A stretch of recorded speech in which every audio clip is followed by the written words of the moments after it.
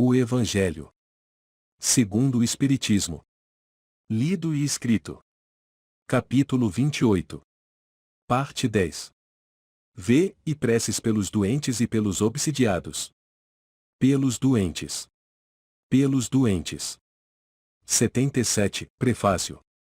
As doenças fazem parte das provas e das vicissitudes da vida terrena, são inerentes à grosseria da nossa natureza material e à inferioridade do mundo que habitamos. As paixões e os excessos de toda ordem semeiam em nós germens malsãos, às vezes hereditários. Nos mundos mais adiantado, física ou moralmente, o organismo humano, mais depurado e menos material, não está sujeito às mesmas enfermidades e o corpo não é minado surdamente pelo corrosivo das paixões. Capítulo 3, item 9.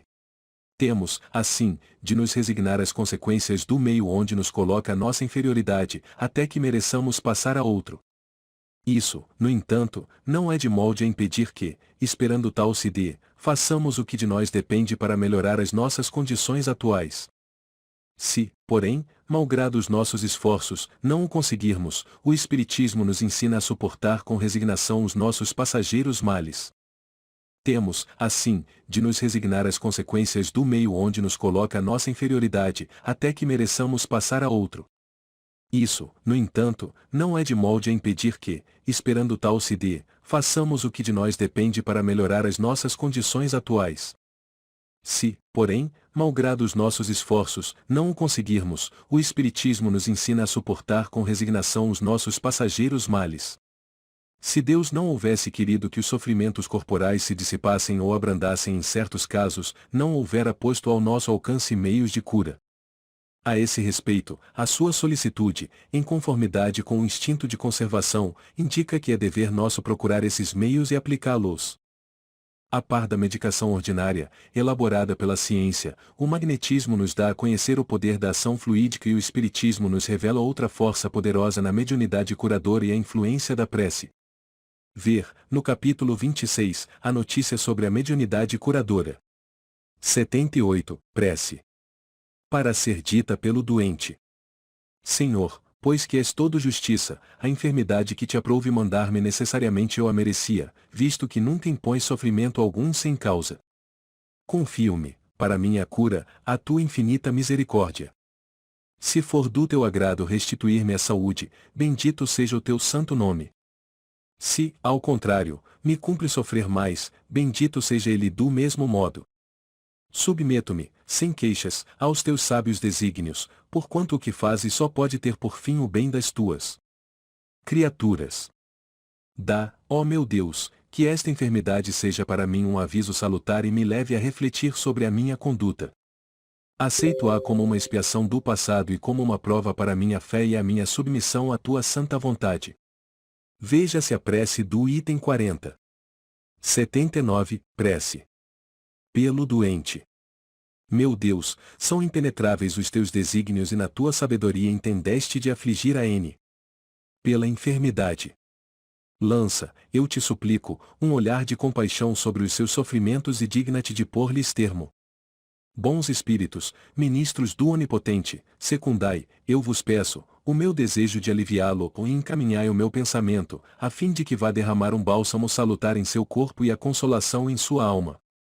Inspirai-lhe a paciência e a submissão à vontade de Deus, ou dai-lhe a força de suportar suas dores com resignação cristã, a fim de que não perca o fruto desta prova. Veja-se a prece do item 57. 80. Prece. Para ser dita pelo médium curador. Meu Deus, se te dignas servir-te de mim, indigno como sou, poderei curar esta enfermidade, se assim o quiseres, por quem te deposito fé. Mas, sem ti, nada posso. Permite que os bons espíritos me cumulem de seus fluidos benéficos, a fim de que eu os transmita a esse doente, e livra-me de toda ideia de orgulho e de egoísmo que lhes pudesse alterar a pureza. Pelos obsidiados. 81. Prefácio. A obsessão é a ação persistente que um espírito mau exerce sobre um indivíduo. Apresenta caracteres muito diversos, desde a simples influência moral, sem perceptíveis sinais exteriores, até a perturbação completa do organismo e das faculdades mentais. Oblitera todas as faculdades mediúnicas, traduz-se, na mediunidade escrevente, pela obstinação de um espírito em se manifestar, com exclusão de todos os outros. Os espíritos maus pululam em torno da terra, em virtude da inferioridade moral de seus habitantes. A ação malfazeja que eles desenvolvem faz parte dos flagelos com que a humanidade se vê a braços neste mundo. A obsessão, como as enfermidades e todas as tribulações da vida, deve ser considerada prova ou expiação e como tal aceita. Do mesmo modo que as doenças resultam das imperfeições físicas, que tornam o corpo acessível às influências perniciosas exteriores, a obsessão é sempre o resultado de uma imperfeição moral, que dá acesso a um espírito mau. A causas físicas se opõem forças físicas, a uma causa moral, tem-se de opor uma força moral. Para preservá-lo das enfermidades, fortifica-se o corpo, para isentá-lo da obsessão, é preciso fortificar a alma, pelo que necessário se torna que o obsidiado trabalhe pela sua própria melhoria, o que as mais das vezes basta para o livrar do obsessor, sem recorrer a terceiros. O auxílio deste se faz indispensável, quando a obsessão degenera em subjugação e em possessão, porque aí não raro o paciente perde a vontade e o livre-arbítrio.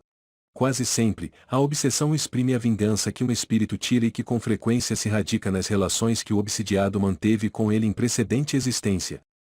Veja-se, em capítulo 10, item 6, capítulo 12, itens 5 e 6. Nos casos de obsessão grave, o obsidiado se acha como que envolvido e impregnado de um fluido pernicioso, que neutraliza a ação dos fluidos salutares e os repele. É desse fluido que importa desembaraçá-lo. Ora, um fluido mau não pode ser eliminado por outro fluido mau. Mediante ação idêntica à do médium curador nos casos de enfermidade, cumpre-se elimine o fluido mau com o auxílio de um fluido melhor, que produz, de certo modo, o efeito de um reativo. Esta ação mecânica, mas que não basta, o necessário, sobretudo, é que se atue sobre o ser inteligente, ao qual importa se possa falar com autoridade, que só existe onde há superioridade moral. Quanto maior for esta, tanto maior será igualmente a autoridade. E não é tudo, para garantir-se a libertação, cumpre induzir o espírito perverso a renunciar aos seus maus desígnios, fazer que nele despontem o arrependimento e o desejo do bem, por meio de instruções habilmente ministradas, em evocações particulares, objetivando a sua educação moral. Pode-se então lograr a dupla satisfação de libertar um encarnado e de converter um espírito imperfeito. A tarefa se apresenta mais fácil quando o obsidiado, compreendendo a sua situação, presta o concurso da sua vontade e da sua prece. O mesmo não se dá, quando, seduzido pelo espírito embusteiro, ele se ilude no tocante às qualidades daquele que o domina e se compraz no erro em que este último o lança. Visto que, então, longe de secundar, repele toda assistência. É o caso da fascinação, infinitamente mais rebelde do que a mais violenta subjugação. Ó Livro dos Médiuns, segunda parte, capítulo 23. Em todos os casos de obsessão, a prece é o mais poderoso auxiliar de quem haja de atuar sobre o espírito obsessor. 82. Prece. Para ser dita pelo obsidiado. Meu Deus, permite que os bons espíritos me livrem do espírito malfazejo que se ligou a mim. Se é uma vingança que toma dos agravos que eu lhe haja feito outrora, tu a consentes, meu Deus, para minha punição e eu sofro a consequência da minha falta. Que o meu arrependimento me granjeie o teu perdão e a minha liberdade. Mas, seja qual for o motivo, imploro para o meu perseguidor a tua misericórdia. Digna-te de lhe mostrar o caminho do progresso, que o desviará do pensamento de praticar o mal possa eu, de meu lado, retribuindo-lhe com o bem o mal, induzi-lo a melhores sentimentos. Mas também sei, ó meu Deus, que são as minhas imperfeições que me tornam passível das influências dos espíritos imperfeitos. Dá-me a luz de que necessito para as reconhecer, combate, sobretudo, em mim o orgulho que me cega com relação aos meus defeitos. Qual não será a minha indignidade, pois que um ser malfazejo me pode subjugar? Faze, ó meu Deus, que me sirva de lição para o futuro este golpe desferido na minha vaidade, que ele fortifique a resolução que tomo de me depurar pela prática do bem, da caridade e da humildade, a fim de opor, daqui por diante, uma barreira às mais influências. Senhor, dá-me forças para suportar com paciência e resignação esta prova. Compreendo que, Como todas as outras, há de ela concorrer para o meu adiantamento, se eu não lhe estragar o fruto com os meus queixumes, pois me proporciona ensejo de mostrar a minha submissão e de exercitar minha caridade para com um irmão infeliz, perdoando-lhe o mal que me fez. Capítulo 12, itens 5 e 6, capítulo 28, itens 15 e seguintes, 46 e 47. 83, Prece. Pelo obsidiado. Deus onipotente, digna-te de me dar o poder de libertar N. da influência do espírito que o obsidia. Se está nos teus desígnios pôr termo a essa prova, concede-me a graça de falar com autoridade a esse espírito. Bons espíritos que me assistis e tu, seu anjo guardião, dai-me o vosso concurso, ou ajudai-me a livrá-lo do fluido impuro em que se acha envolvido. Em nome de Deus onipotente, adjuro o espírito malfazejo que o atormenta que se retire. 84, Prece. Pelo espírito obsessor. Deus infinitamente bom, a tua misericórdia imploro para o espírito que obsidia N. Faze-lhe entrever as divinas claridades, a fim de que reconheça falso caminho por onde enveredou. Bons espíritos, ajudai-me a fazer-lhe compreender que ele tudo tem a perder, praticando o mal, e tudo a ganhar, fazendo o bem. Espírito que te comprases em atormentar N, escuta-me, pois que te falo em nome de Deus. Se quiseres refletir, compreenderás que o mal nunca sobrepujará o bem e que não pode ser mais forte do que Deus e os bons espíritos. Possível lhes fora preservar N. dos teus ataques, se não o fizeram, foi porque ele, ou ela, tinha de passar por uma prova. Todavia, quando essa prova chegar a seu termo, toda ação sobre tua vítima te será vedada. O mal que lhe houveres feito, em vez de prejudicá-la, terá contribuído para o seu adiantamento e para torná-la por isso mais feliz. Assim, a tua maldade tê-la-ás empregado em pura perda e se voltará contra ti.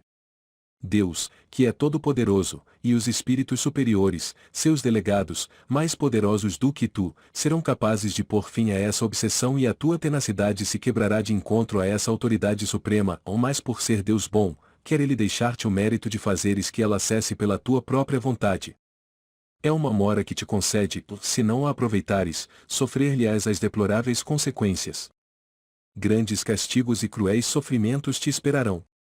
Serás forçado a suplicar a piedade e as preces da tua vítima, que já te perdoa e ora por ti, o que constitui grande merecimento aos olhos de Deus e apressará a libertação dela.